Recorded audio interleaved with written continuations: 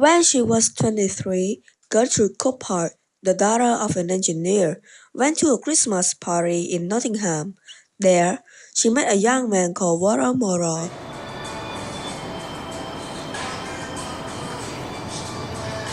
Hello. Hi, are you a miner? Yes, I went down there last time. Isn't that very hot? You know, you girls shouldn't get used to it. You live like a mine and you come out at night to see what happens.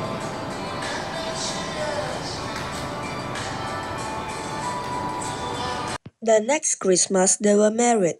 He didn't drink and they lived in his house, she thought. It was small but convenient with solid furniture. Then one day, she found a bundle of papers in the pocket of his best black suit. They were bills for the furniture. She thought he had paid them. After that, she discovered that he did not own their house but paid rent for it, and he still owed money for the wedding. He began to come home late.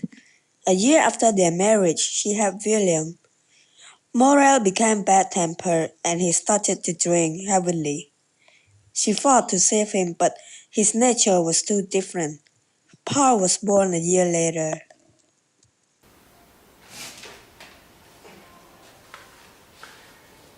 What are you doing, you crazy fool?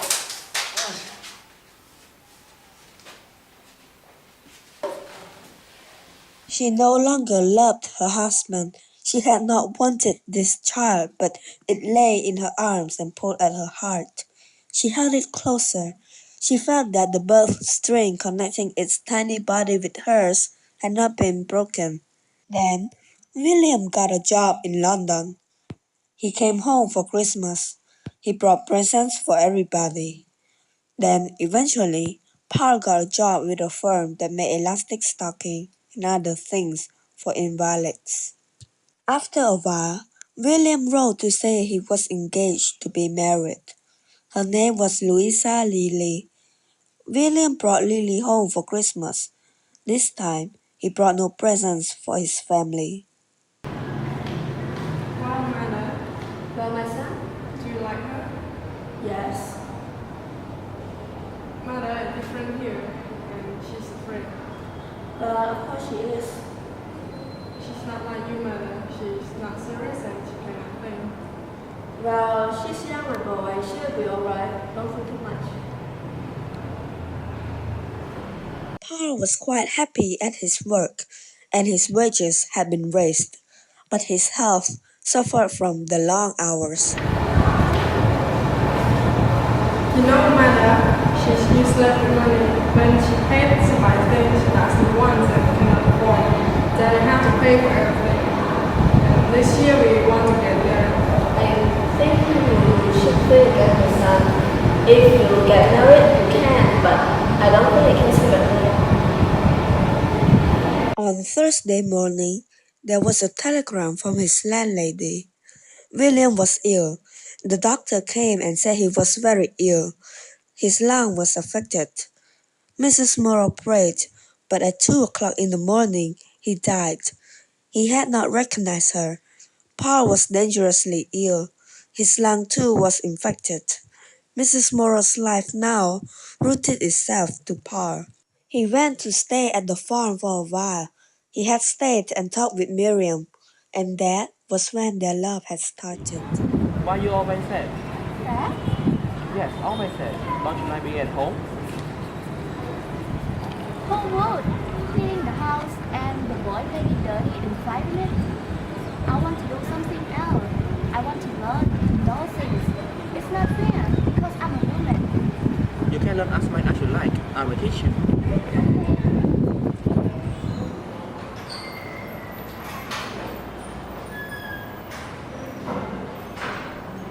Mother, I'm home. You walk a long way tonight. She must be very interested.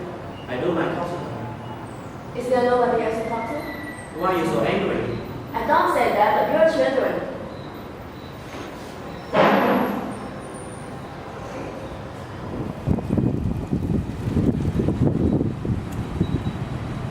Don't let me be late tonight. My mother get upset.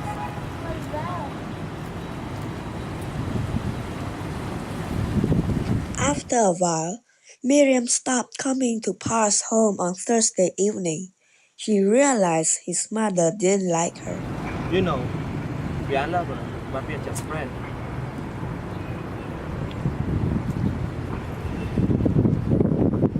One day, he met Miriam.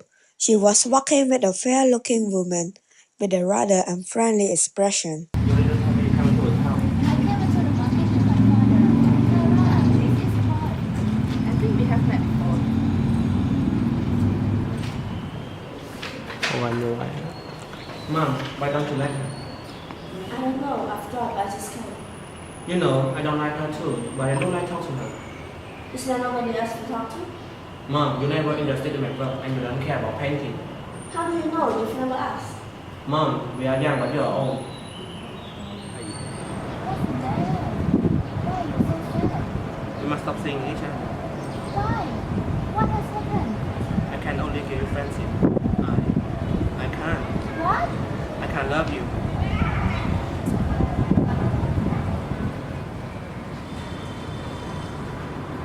How old were you when you married? 22 years old? 8 years ago? Yes. And when did you live? 3 years ago. And did you love him when you married him? Well, I thought I did. He wanted me so much and I didn't think much about it. I just let him walk into my life.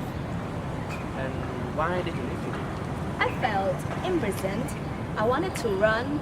He was rough with me and he was unfaithful toward me.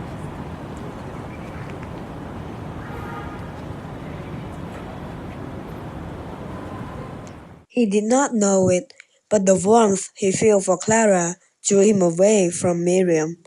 On Sunday, he went to the farm in the afternoon and had some talk with Miriam. Miriam, I have made up my mind. I don't want ever to marry. But why do you say this now?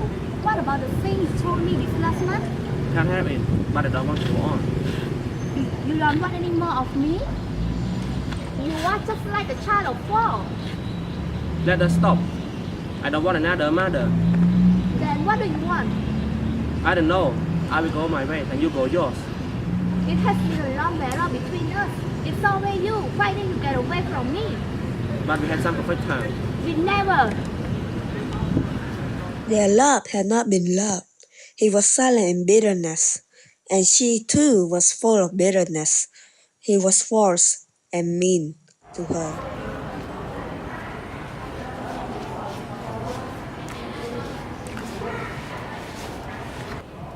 You're late. I've been with Clara. Will people talk? I believe you're jealous. You know I'd be glad, but she's a married woman. What's wrong, son? You know, Mother, I think there must be something wrong with me. I can't love anyone. Why? Why don't I want to marry Clara either, or marry anybody? It's not your fault. It's just that you've never met any right woman. And I sure never met the right woman where you live.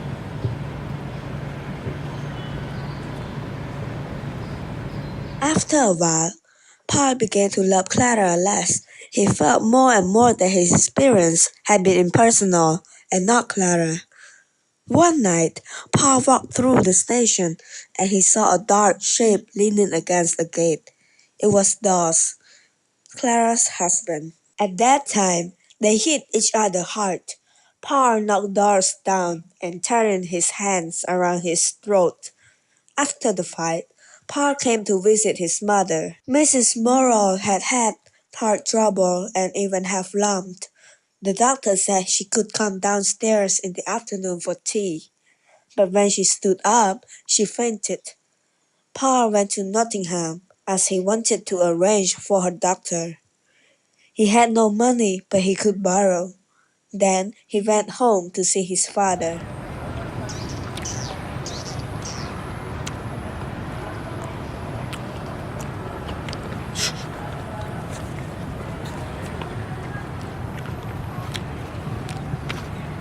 I hope you will be home soon.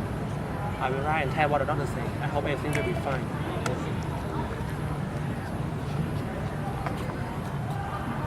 Dawes was extremely ill and stayed in the same hospital as Mrs. Morrow. Paul went to see Dawes as they had fought. There was feeling of connection between them. The next day he told Clara. She turned pale. Don't. Are you upset about him? I've treated him very badly. He loved me 1,000 times more than this. He didn't. He did. I made him act badly toward me. Alright. The room was cold. She lay on the bed like a girl asleep and dreaming of her loved. She was young again. He could never let her go. They buried her in a furious storm of rain and wind. She was gone forever. Paul went restlessly from place to place. Clara had gone with her husband to where he had found work. Paul hardly ever saw her again. Vera Mora went to live with a family in Basswoods, and Paul took lodgings in Nottingham. Neither could bear the empty house. Paul had nothing. He could not paint, and everything seemed so unreal. No reason for life. What am I doing? Destroying myself? Wrong. Why? She is alive in you. She must live through you.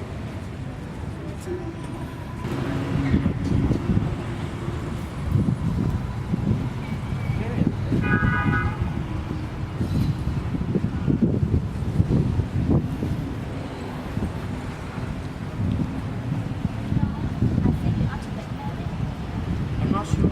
You love me so much. You want to put me in your pocket. Miriam wanted to say you're mine, but she could not.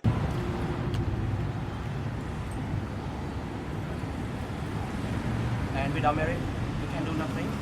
No, I cannot. It was the end between them. He took her home, and he left her there was nothing more to keep him. The light of the town lay in front of him. Beyond the town, the country, the sea, the night, and he had no place. Wherever he stood alone. Night and silence held him. Who could say his mother lived or did not live? She had been in one place, and now was in another. That was all. Mother.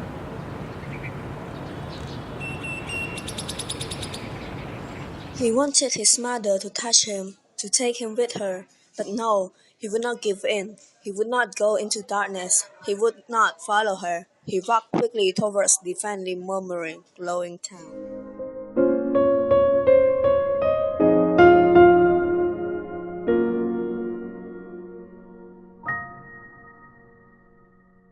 Bye. I'm back.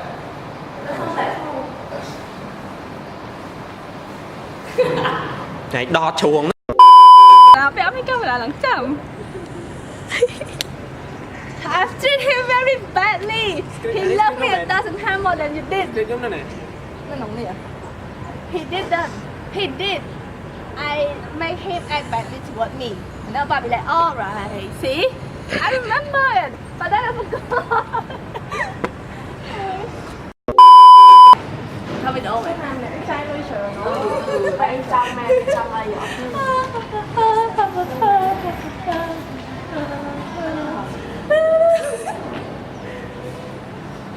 Cái hai bạn ai thơ đấy chờ.